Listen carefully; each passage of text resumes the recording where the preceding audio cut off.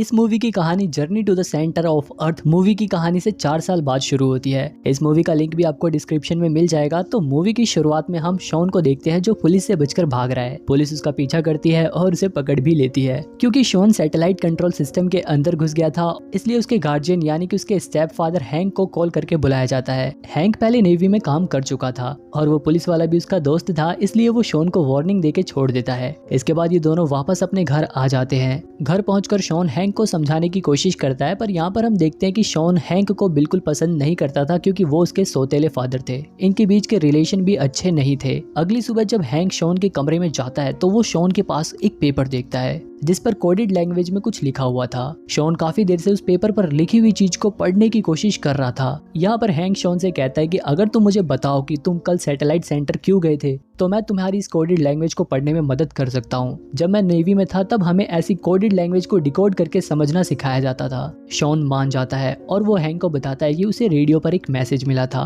पर signal weak होने की वजह से वो उस मैसेज को अच्छे से समझ नहीं पाया। इसलिए वो उस सैटेलाइट सेंटर पर गया और वहां जाकर उसने उस मैसेज को इस पेपर पर नोट कर लिया। हैंक चाहता था कि उसके और उसके बेटे के बीच के रिलेशन अच्छे हो जाएं, इसलिए वो शॉन की मदद उस कोडेड लैंग्वेज को समझने में करता है। वो शॉन को एक लाइन का मतलब समझाता है जिसमें लिखा हुआ था द आइलैंड इज रियल। इतना सुनते ही शॉन बहुत खुश होता है और वो हैंक को एक किताब दिखाता है जिस किताब का नाम था द मिस्टीरियस आइलैंड।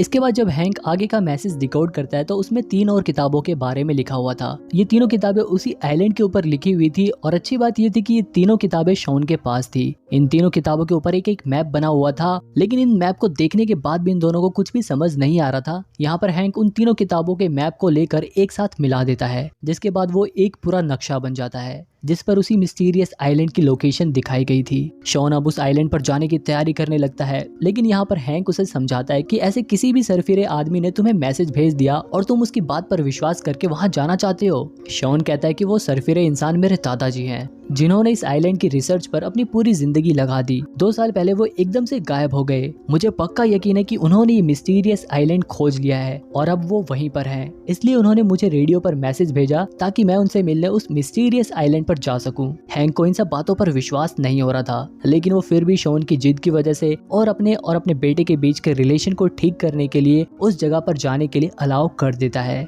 लेकिन वो शॉन को खतरे में भी नहीं डाल सकता था, इसलिए वो खुद ही उसके साथ वहां जाने का डिसाइड करता है। क्योंकि इन्हें दूसरे आइलैंड पर जाना था, इसलिए ये दोनों पोर्ट पर पहुंच जाते हैं, लेकिन वहां पर कोई भी नाव वाला इनके साथ उस बताई हुई लोकेशन पर जाने के लिए तैयार नहीं होता, क्योंकि उस जगह पर अक्सर बहुत ही बड़े बड़े भयानक तूफान आया करते थे। तभी यहाँ पर एक कटाबो नाम का आदमी आता है और इन दोनों को उस जगह पर ले जाने के लिए तैयार हो जाता है, लेकिन वो इसके बदले इनसे कई गुना ज्यादा पैसे लेता है। उसके साथ उसकी एक बेटी भी थी जिसका नाम कैलेन था। शॉन उसे देखते ही उस पर फिदा हो जाता है। इसके बाद कटाबो अपना हेलीकॉप्टर निकालता है और ये लोग हेलीकॉप्टर में बैठकर उस लोकेशन पर पहुंचते हैं, लेकिन वहां पर बहुत ही भयानक तूफान आ रहे थे। शॉन उन्हें बुक पढ़कर बताता है कि अगर उन्हें उस आइलैंड पर जाना है तो उन्हें इस तूफान के बीच से होकर गुजरना पड़ेगा, लेकिन उसकी बात पर कोई भी विश्वास नहीं करता। हालांकि कटाबो अपना हेलीकॉप्टर तूफान में नहीं ले जाना चाहता था, लेकिन उसका हेलीकॉप्टर तूफान में फंसने की वजह से क्रैश हो जाता है और ये सब नीचे गिर जाते हैं। जब इन लोगों की आंख खुलती है तो ये सब अपने आप को समुद्र किनारे एक आइलैंड पर पाते हैं।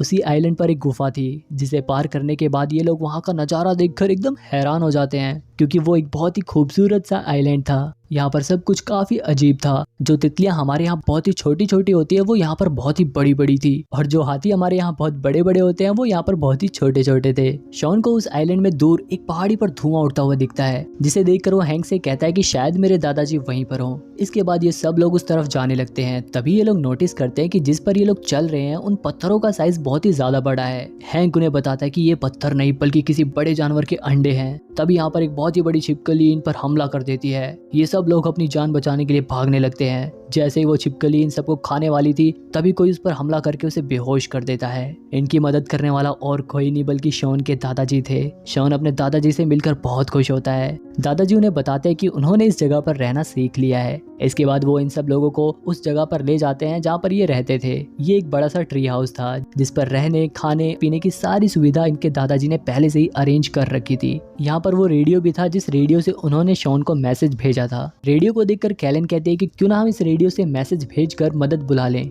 शॉन के दादाजी कहते हैं कि इस रेडियो से मैसेज भेजने के लिए सैटेलाइट का सही पोजीशन पर आना बहुत जरूरी है और ऐसा 2 हफ्ते बाद होगा। अभी तुम लोग यहाँ पर एंजॉय करो, कल मैं तुम्हें एक बहुत ही शानदार जगह पर लेकर जाऊंगा। अगले दिन शॉन के दादाजी इन सब को लेकर उस जगह पर पहुंच जाते हैं जो कि कभी एक बहुत ही खूबसूरत सा शहर था। इस शहर का नाम अटलांटिस था। हैंक कहता है कि हाँ, मैंने इसके बारे में सुना है, लेकिन ये शहर तो कई सौ साल पहले ही पानी में डूब चुका था। शॉन के दादाजी बताते हैं कि हाँ, जब इस शहर के बारे में लिखा गया था तब ये शहर पानी में डूबा हुआ था, लेकिन ये शहर 70 साल पानी के अंदर रहता है और 70 साल पानी के ऊपर रहता है। दादाजी बताते हैं कि ऐसा समुद्र के नीचे ज्वालामुखी की वजह से होता है, जो इसे कभी पानी के ऊपर ढकेलता है तो कभी पानी के नीचे। यहाँ पर हैंक वहाँ मौजूद पानी को टेस्ट करता है और बताता है कि ये पानी तो खारा है। समुद्र का पानी यहाँ आइलैंड के बीच में आना बहुत ही मुश्किल है। इसका मतलब ये है कि ये पानी जमीन के नीचे से आ रहा है। मुझे ऐसा लगता है कि ये आइलैंड जल्दी पानी में डूबने वाला है। लेकिन शॉन के दादाजी को हैंक की बात पर विश्वास नहीं होता। वो कहते हैं कि मेरी कैलकुलेशन के हिसाब से तो ये आइलैंड लगभग 14 साल बाद डूबने वाला था, लेकिन हैंक भी नेवी में काम करता था, इसलिए वो यहाँ के माहौल को देखकर बताता है कि ये आइलैंड 2 से 3 दिन के अंदर डूब जाएगा।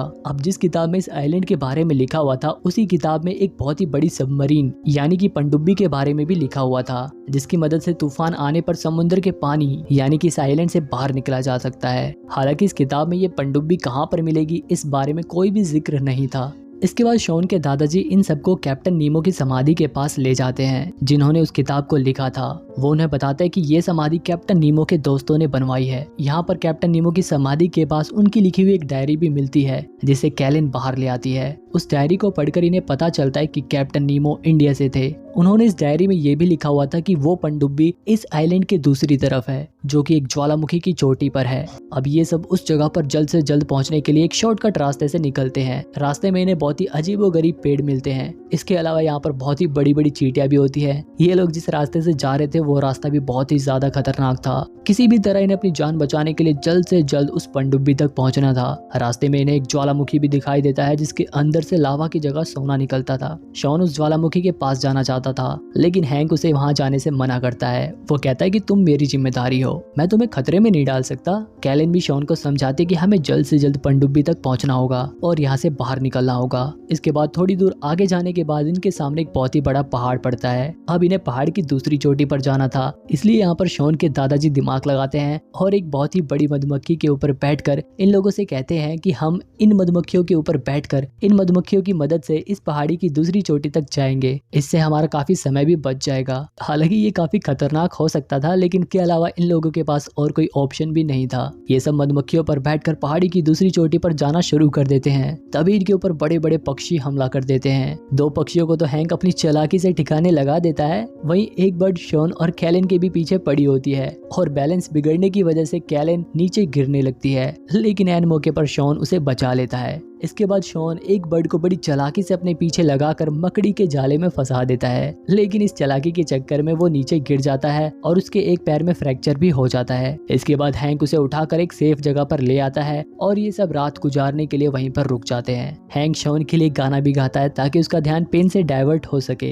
हैंक और शॉन के बीच में अब रिश्ते पहले से काफी अच्छे हो चुके थे। वहीं कैलिन के पिता को पता चल जाता है कि शॉन और कैलिन एक दूसरे को पसंद करने लगे हैं, लेकिन कैलिन कहती है कि यहाँ से जाने के बाद शॉन वापस यूएस चला जाएगा, वहाँ वो एक बड़े से कॉलेज में पढ़ेगा, जबकि हम वापस गरीबी में जिएंगे। इसके बाद रात को जब सब सो जाते हैं, तब कैलिन के फादर वापस उसी ज्वालामुखी के पास सोना लेने के लिए चले जाते हैं ताकि उनके पास भी बहुत सारे पैसे हों, उनकी बेटी भी बड़े कॉलेज में पढ़ सके। सुबह जब इन लोगों की नींद खुलती है तो यहाँ पर कैलिन के फादर नहीं थे और अब इस जगह पर भी पानी भर गया था। इसका मतलब ये था कि इनके पास अब ज्यादा समय नहीं बचा था, बस कुछ ही घंटों में ये आइलैंड पानी में डूबने वाला था। लेकिन कैलिन पहले अपने फादर को ढूंढने के लिए जा रही थी। यहाँ शॉन भी उसके साथ चलने को कहता है, लेकिन उसके पैरों में चोट लगी हुई थी। इसलिए यहाँ पर ये सभी लोग मिलकर प्लान बनाते हैं कि कैलिन और दादाजी कैलिन के फादर को ढूंढने के लिए जाएंगे और शॉन और हैंक पनडुब्बी को ढूंढकर पहाड़ी के किनारे मिलेंगे। थोड़ी देर ढूंढने के बाद कैलिन को उसके फादर मिल जाते हैं। उसके फादर बहुत ही बड़े सोने के पत्थर को उठाकर यहाँ से ले जाने की कोशिश कर रहे थे।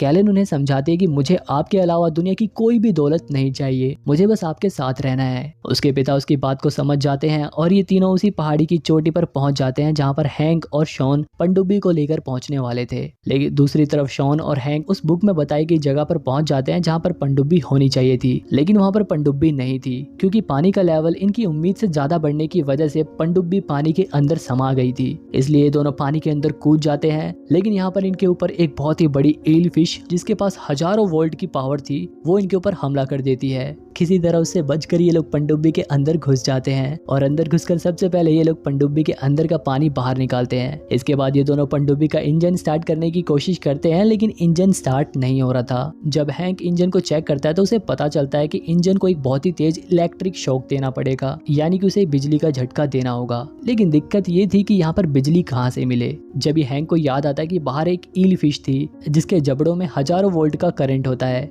इसके बाद ये लोग इंजन की वायर को एक बहुत ही बड़े लोहे से फिक्स कर देते हैं। हैंक पनडुब्बी के बाहर आ जाता है, जिसे देखकर वो ईल इसे खाने के लिए इसकी तरफ बढ़ती है। जैसे वो ईल अपना मुंह खोलती है, हैंक उस लोहे की रोड को उसके मुंह में फेंक देता है और उस मछली के जबड़ों में मौजूद करंट की वजह से पनडुब्बी के इंजन को एक तगड़ा इलेक्ट्रिक शॉक मिलता है और वो पनडुब्बी स्टार्ट हो जाती है। हैंक मौका देखकर फटाफट पनडुब्बी के अंदर आ जाता है। वही हम दूसरी तरफ कैलन और बाकी लोगों को देखते हैं। अब उस जगह पर पानी भर गया था। जिस पहाड़ी पर ये लोग थे वो पहाड़ी भी पानी में डूबने ही वाली थी। ये लोग पानी में कूद जाते हैं और एक दूसरे का हाथ पकड़ लेते हैं। इन सबको ऐसा लगता है कि अब इन लोगों का काम खत्म होने वाला है। तभी यहाँ पर हैंक और शॉन उस पनडुब्बी को लेकर आ जाते हैं और इन तीनों को पनडुब्बी के अंदर ले लेते हैं। लेकिन अभी भी इनकी प्रॉब्लम्स खत्म नहीं हुई थी, क्योंकि पानी के अंदर पहाड़ की चट्टानें टूट टूट कर गिर रही थी। उन्हीं में से एक बड़ी सी चट्टान इनकी पनडुब्बी से टकराने वाली थी। हैंक कैलन के फादर को पनडुब्बी चलाने को कहता है और शॉन से कहता है कि जब मैं कहूँ तब तुम ये बटन दबा देना। इसके बाद शॉन पनडुब्बी के अंदर मिसाइल लॉन्च करता है और शॉन के बटन दबाते ही वो मिसाइल जाकर उस चट्टान से टकराती है और चट्टान के टुकड़े टुकड़े हो जाते हैं और इनकी पनडुब्बी सही सलामत वहां से बाहर निकल जाती है। ये लोग बहुत खुश होते हैं क्योंकि अब ये लोग इस जगह से सही सलामत बाहर निकल रहे थे।